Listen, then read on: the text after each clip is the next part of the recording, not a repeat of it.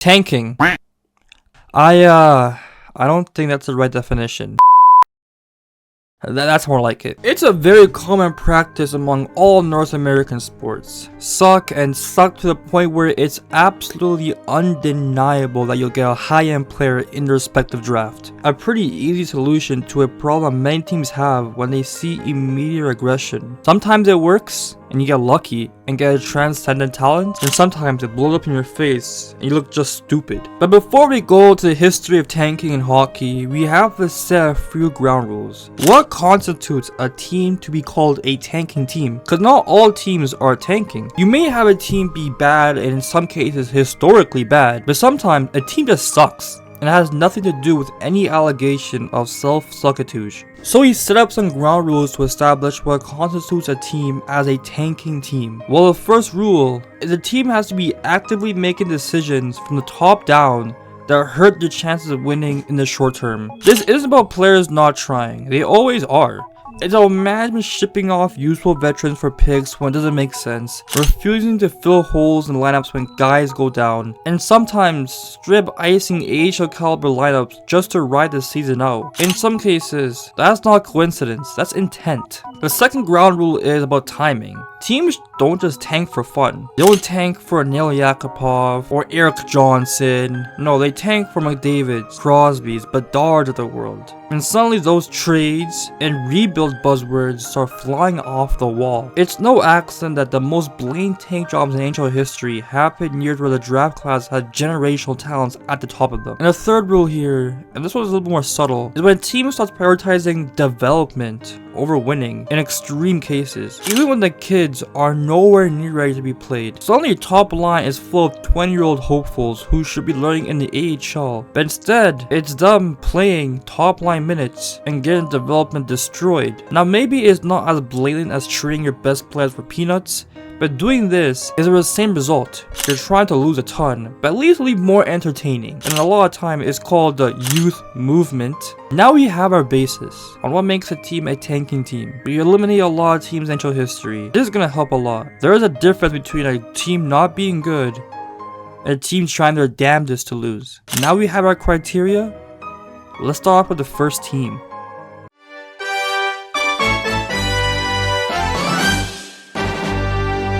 Mario Lemieux is widely considered to be the second best player of all time, and might have an argument made by a drunk out of his mind Penguins fan as the greatest NHL player to ever live. So obviously, teams tried their damnedest to lose on purpose to get a prolific prospect. And remember, the draft lottery wouldn't be implemented until 1995, which means losing outright would get the first overall pick straight up. Our first mini contender here are the New Jersey Devils, who Wayne Gretzky infamously called a Mickey Mouse organization. Led by enforcer and tough guy Mel Bridgman, remember that name for later, and his band of merry hockey players, including future Ducks GM Pat Verbeek. Also, future Sens head coach Dave Cameron on that squad. This team had 3 guys with over 100 penalty minutes. You can only imagine the way this team played. And to top it all off, they didn't have a single player over a positive plus minus. You would think this monstrosity of a hockey team would win the Lemieux sweepstakes, but one team would give this team a run for its money. The Pittsburgh Penguins were actually far and away the better constructed roster. They possess a 50 goal scorer, can you believe it? A 50 goal scorer on this team, Mike Bullard, and a goalie that mustered up an .884 save percentage, which by the A standards is actually pretty good. They also have players like Randy Carlyle, Doug Shedden, and wait, Martin McSorley? No way this team could out-tank the New Jersey Devils, right? But oh boy did they put up a fight, starting the year 1-8 and not getting their 10th win until game 46. But hey, you mentioned criteria. So far with the Penguins, we just see a bad team. Maybe a team that even underperformed. Didn't we mention how this team has to lose on purpose? The whole trading players thing. You lied to me? No, I didn't. It gets worse. Way worse. One like a hole was shut down during the season, and the kicker would be this. Randy Carlyle, far and away their best D-man, was traded during the season for a first round pick straight up. Not a bad return, but still no piece that was actually coming back to help them. Also, journeyman goalie Roberto Romano appeared to be actually pretty good at stopping the rubber, but the Penguins didn't like his wins. so they buried him in the minors. Mind you, he had a shutout and 6 wins in just 18 appearances. But what makes this team such an obvious candidate for the all-time tank team was a game-by-game breakdown. Absolutely huge shout out to Benjamin Wendorf over at Hockey Graphs for documenting what might be the greatest tank job in NHL history. So let's set the scene. The Penguins started this season as a middle-of-the-pack team. Not great, not even good, but not historically awful either. Their possession metrics, using something called the 2-period shot percentage, were right around the league average for the first chunk of the year. But then something changed, or rather something was changed. Because over the course of the entire season, their possession numbers didn't just decline, they nosedived nearly 2 full standard deviant points below average. That's not the curve of a team dealing with injuries or slumps or even trades. That's a curve of a team throwing the season in reverse and slamming the gas. And they weren't even subtle about it. GM Eddie Johnson, who to this day claims they never tanked, sure, made some incredible decisions. I mentioned earlier about Romano, but it was actually the GM who made the call to send down Romano over the leadership of the coach and would call up Vincent Tremblay. This man gave 24 goals in 4 starts. 6 goals a game in 4 games. Oh yeah, and their coach I mentioned earlier, yeah, he admitted that Johnson stormed in the locker room angry that the team had a 3-1 lead after the first period. A lead! Imagine your boss yelling at you for doing too good your job. Now with the Devils comparison, that was a bad team. They weren't necessarily tanking. They weren't trading their best players. They weren't angry at their coach for winning. They're just a bad team. This is the best reason for having that criteria I mentioned earlier. The Devils are a bad team, yes, but with the criteria you have enforced, we can, mix out the tankers and the dickheads. The Penguins, meanwhile, were running a clinic in controlled demolition. The only guy who could even score, the only guy who could play hockey right was Mike Bullard, who's, mentioned 51 goals. God bless his soul. And the thing is, it looked like this season would actually completely backfire. Even though, yes, they got the first overall pick, Mario Lemieux infamously refused to wear the jersey at the draft for reasons of ownership. Of course, he ended up playing for them and had a legendary career, yada yada yada. It worked out for both the Penguins and Lemieux. You can make an argument that if they don't win that first overall pick, the Penguins are not in Pittsburgh. They're somewhere in Kansas City or Houston or Atlanta for the 3rd time. But this is an instance in which tanking worked. But sometimes, in NHL history, it just doesn't work out in one's favor. If you do enjoy these videos, consider liking and subscribing, and comments down below what other videos I should do. Back to the video.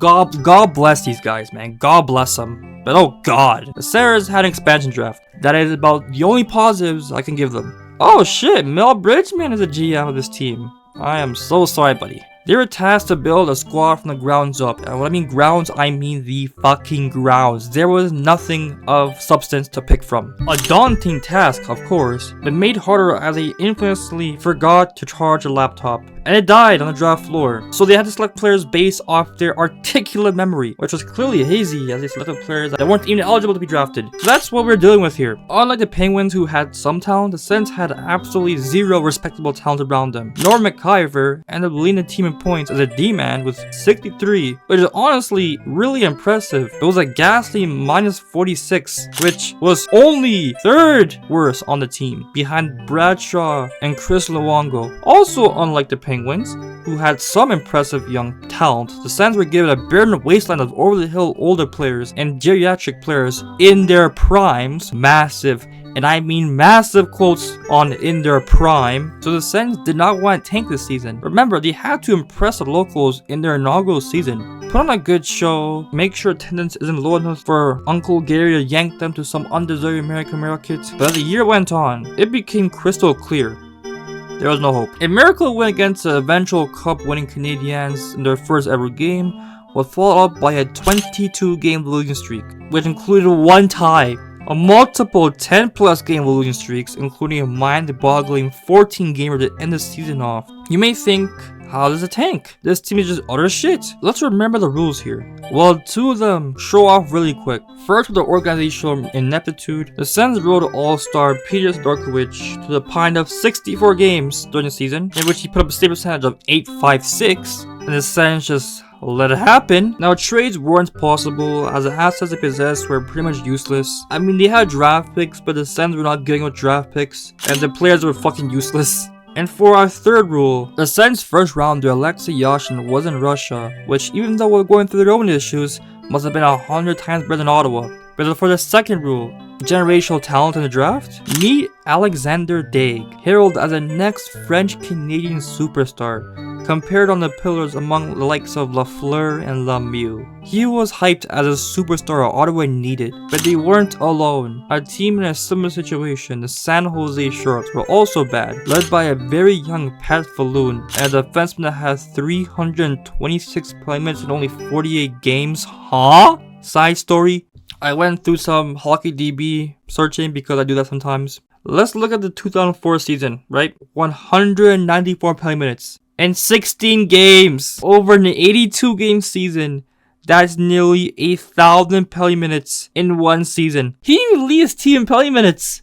Jean Beliveau! This would look like an ultimate tank battle. The difference between the two teams is that even though both were built from the barren wasteland of the NHL, the Sharks were at least trying to make improvements, which would be signaled as the added likes of Larionov, Makarov, Ellick, and would make the playoffs the very next year. He also ran 5 goalies in the hopes of seeing if one actually looked decent, as opposed to the Suns just throwing Peter against the wall and hoping he doesn't become burnt rubber. But the kicker in this, and why the Senators are on this list, is how absolutely open Ottawa was to tanking. Unlike Pittsburgh, Ottawa was very open about their effort to tank. Arguably the first time in NHL history where it's been openly mentioned out loud. Bruce Firestone, one of the Senators' founders, allegedly told a Senators citizen, Ron McGregor, the Senators were prepared to pull their goalie to make sure they lost to the Boston Bruins in the final game of the season. Not to win, to lose! They also allegedly had a plan to guarantee 4 players' roster spots for the following year if they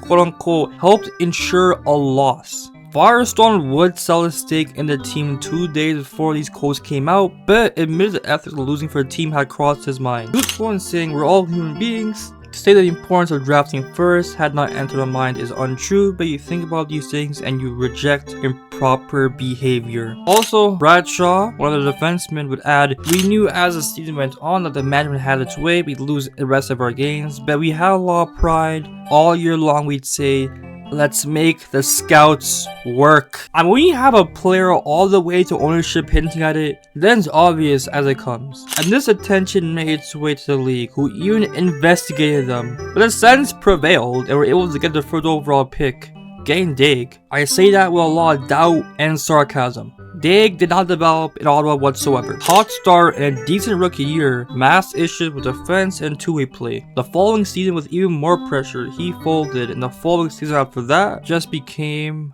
another statistic.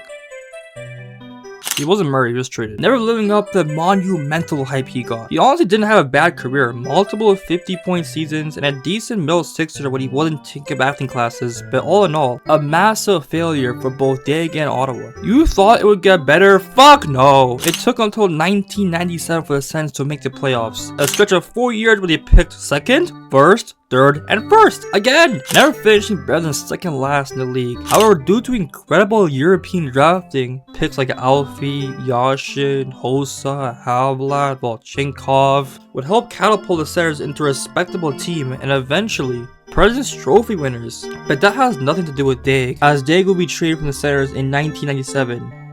Did tanking work here? No!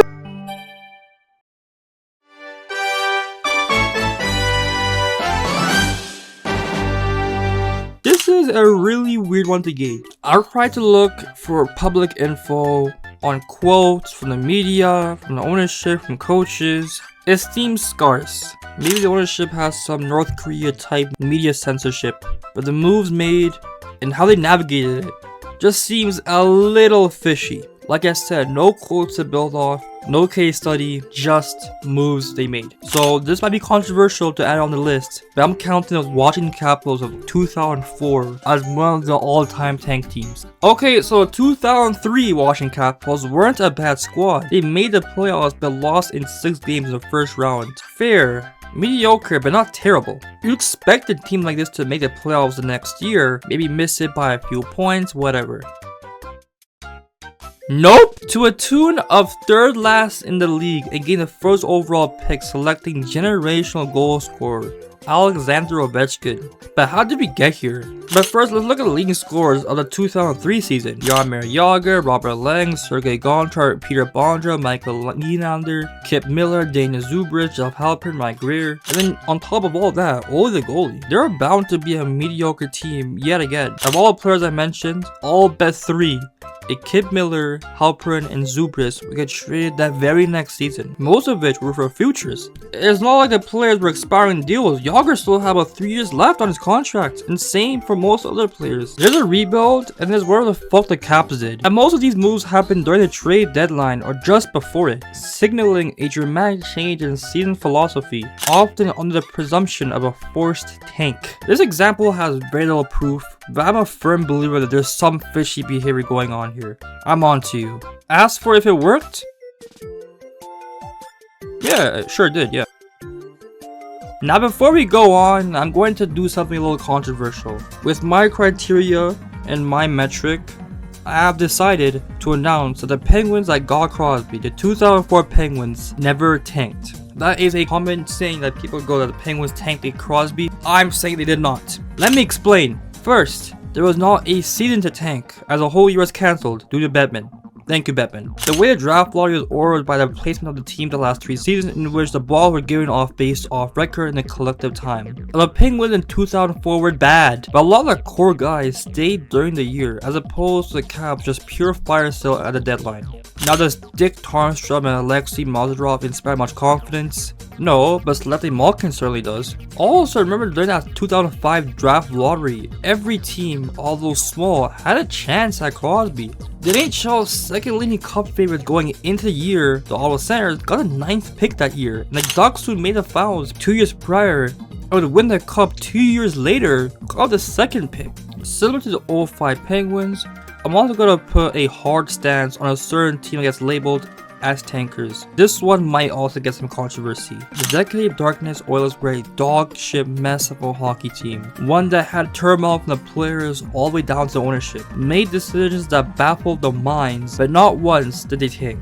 Ben Oakley had an incredible 4-part series on Decade of Darkness, and during the decade, every move was an attempt, usually depressing ones, to win. The Oilers never really sold off pieces, and kept a lot of the core guys from the 06 run for way too long. They were royally incompetent, on a level we'll probably never see again, but no year during the full decade fits any of the criteria, other than maybe the 3rd rule. But even then, young players were really all they had. I might get some flack for this, but for the sake of following the criteria established earlier, the Edmonton Oilers from 2007-2016 will not be included as a part of this timeline.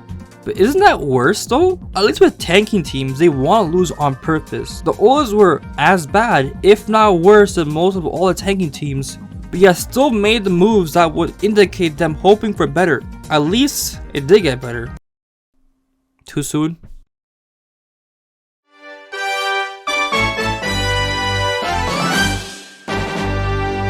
There are a couple teams that fit the criteria to a T, and frankly with the rise of both analytics and media, these 2 teams really became the face of tanking, and frankly that has not changed. But who were they tanking for? Connor McDavid is really good at hockey. I don't have much else to say, and as the best prospect since Crosby, this was the year to be utter dog shit. And then 2 contenders?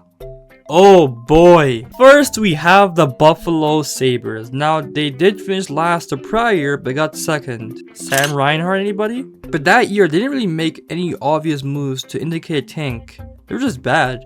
But 2015 was a different story. For starters, the leading point scorer had 46 points. Shout out the best to ever do it. Statistically, this team was a disaster. They finished 30th in goals scored, just 161 total, under 2 per game. Also, by the way, this is a 30-team league, so 30th is last, 29th in goals against, and had the worst goal differential in the league at minus 113. They also cycled through 5 different goaltenders. None of them were long-term solutions. But with the Sabres, you gotta look at the season as a whole to point at their blatant tank attempt. They started off the year at 14, 21-3. Pretty bad, but not tank worthy and not even close to contend for the McDavid sweepstakes. But then they put on the afterburners, finishing season 9, 30, and 5.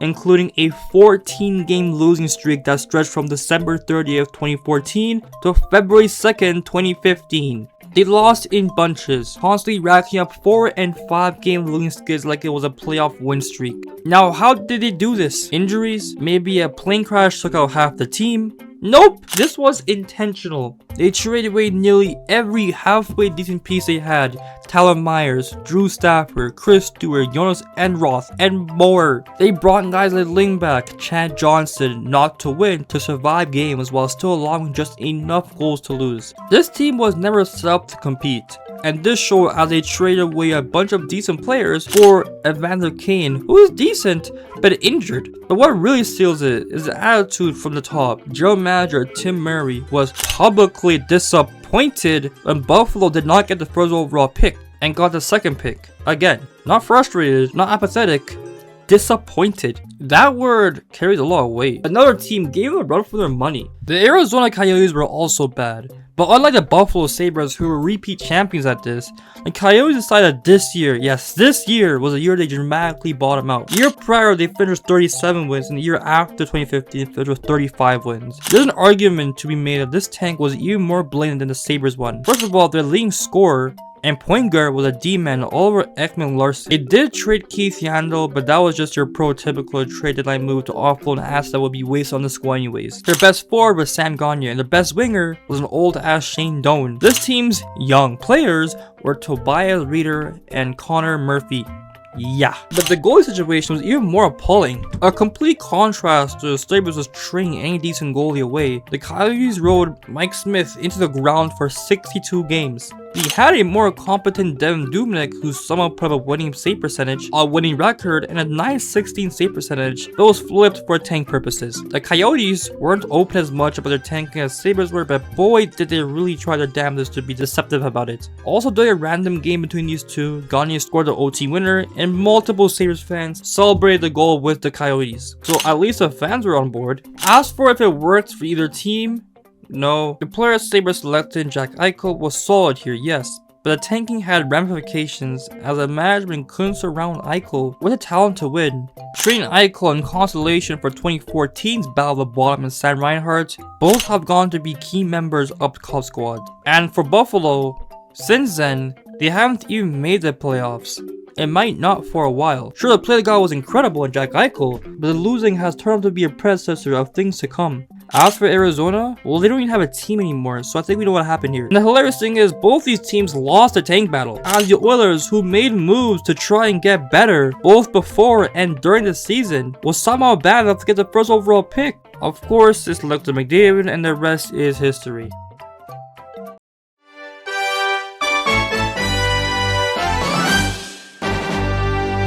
There's actually a few teams that could be here with the Hawks. The Ducks, who possess quite literally an AHL defense. Nice offensive firepower, but all those guys were horrid when it came to actually defending. The Ducks didn't really make any moves to indicate a sell-off. Actually, adding during the prior offseason with players like John Klingberg, Kaloran, and Ryan Strome, moves that would indicate a team turning to contend for at least a playoff spot. Being one of the worst squads in the league is a disaster, yes, but not a true tank. Remember that criteria clearly states moves made before and during the season have to indicate a tank. Another team with a jacket, but that team was destroyed by injuries. The only core player not affected being Kent Johnson and Johnny Hockey, otherwise everybody on their team were just IR visits after another. The last two teams though left are the San Jose Sharks and the Chicago Blackhawks. Let's start off with the Sharks. This team didn't really make any tanking moves per se, only selling off Timo Meier. But god, the way they played was torture. I love Erik Karlsson. I have a massive video essay coming on his career very soon, but you want to see a man try only 4 points?